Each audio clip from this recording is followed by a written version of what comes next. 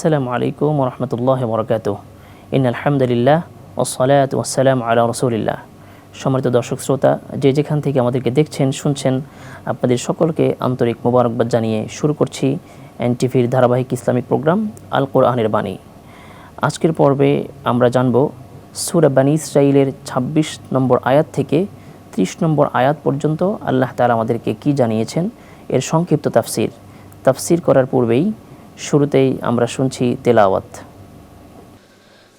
আউযু বিল্লাহি মিনাশ শাইতানির রাজীম। বিসমিল্লাহির রহমানির রহিম।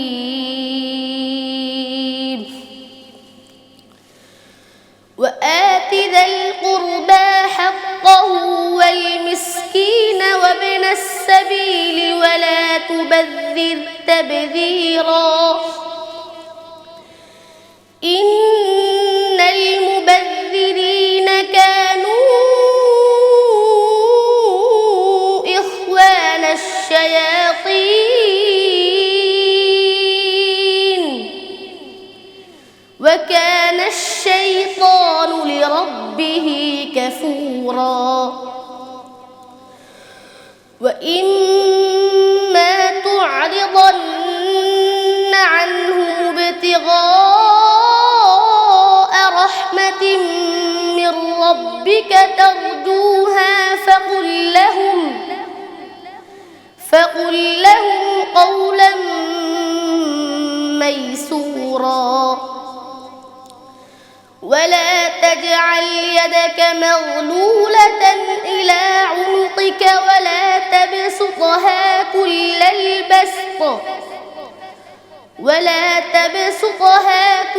البسط فتقعد ملوما محسورا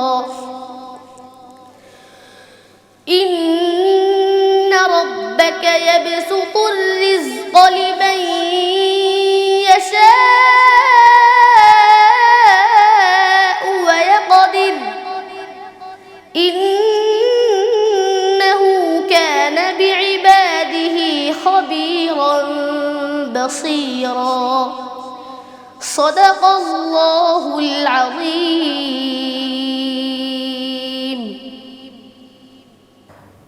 সম্মানিত দর্শকবৃন্দ, আমরা শুনলাম আমাদের খুদে কারির কণ্ঠে চমৎকার তেলাওয়াত। আরএফএল ওয়াটার পাম্পের রোটর এখন আরো উন্নত আর বিদ্যুৎ সাশ্রয় হয় 20% পর্যন্ত। সূরা বনী ইসরাঈলের এই আয়াতগুলোর মধ্যে আল্লাহ তাআলা আমাদেরকে গুরুত্বপূর্ণ একটি বিধান দিয়েছেন। সেই বিধান হলো আল্লাহ তাআলা বলছেন, ওয়াআতি যাল কুরবা হাক্কাহু ওয়াল মিসকিনা ওয়াবনাস সাবিল ওয়ালা তুবাদদির তাবদীরা। আত্মীয় স্বজনকে তাদের ন্যায্য প্রাপ্য দিয়ে দাও এবং দান করো অভাবগ্রস্ত ও ইবনে সাবিল তথা মুসাফিরদের, কিন্তু কখনোই ওয়ালা তুবাদদির তাবদীরা, তোমরা অমিতভাবে ব্যয় করো না। অর্থাৎ আল্লাহ তাআলা এখানে আমাদেরকে একটি গুরুত্বপূর্ণ বিধান দিয়েছেন।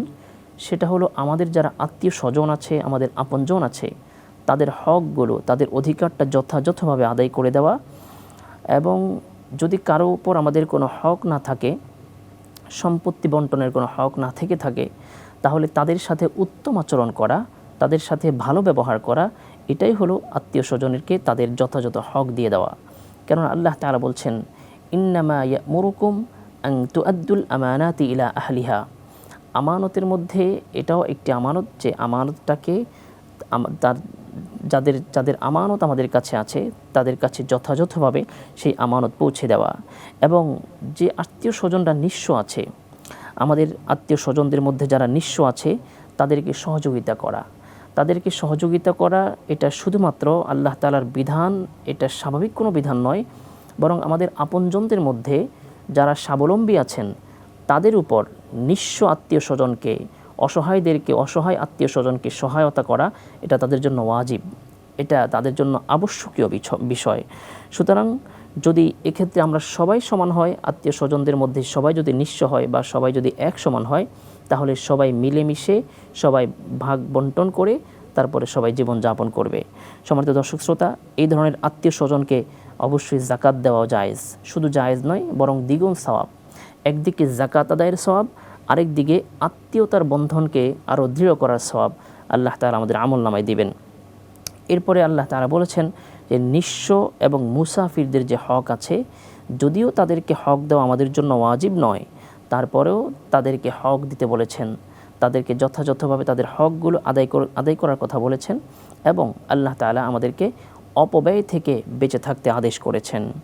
এরপরে 27 নম্বর আয়াতের মধ্যে আল্লাহ তাআলা আমাদেরকে আদেশ করছেন যে মানুষের জন্য এটা অত্যন্ত লজ্জাস্কর বিষয়, কেননা আল্লাহ তাআলা সে আয়াতের মধ্যে মানুষকে শয়তানের ভাই এর সাথে উপমা দিয়েছেন, যে যারা অপচয় করে তাদেরকে শয়তানের ভাইয়ের সাথে আল্লাহ তাআলা উপমা দিয়েছেন। এটা মানুষের জন্য অত্যন্ত লজ্জার বিষয় যে মানুষ শয়তানের ভাই হবে, কেননা যে শয়তান শুরু থেকেই আল্লাহ তাআলার অবাধ্য হয়ে আসছিল এবং সমস্ত পাপ অন্যায়ের মূল হলো শয়তান, সেই শয়তানের সাথে ভ্রাতৃত্বের সম্পর্ক হওয়া, সেই শয়তানের সাথে ভাইয়ের তুলনা দেওয়া, এটা মানুষের জন্য অত্যন্ত লজ্জাস্কর বিষয় হয়ে যায়।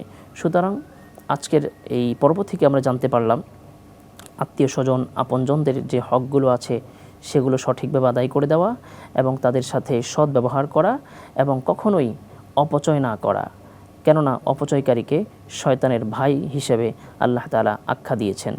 সম্মানিত দর্শক শ্রোতা, আজকের পর্বে যা আলোচনা হয়েছে আল্লাহ তাআলা আমাদের সবাইকে আমল করার তৌফিক দান করেন। পরবর্তী পর্ব দেখার আমন্ত্রণ জানিয়ে আজকের মতো এখানে বিদায় নিচ্ছি। আল্লাহ হাফেজ।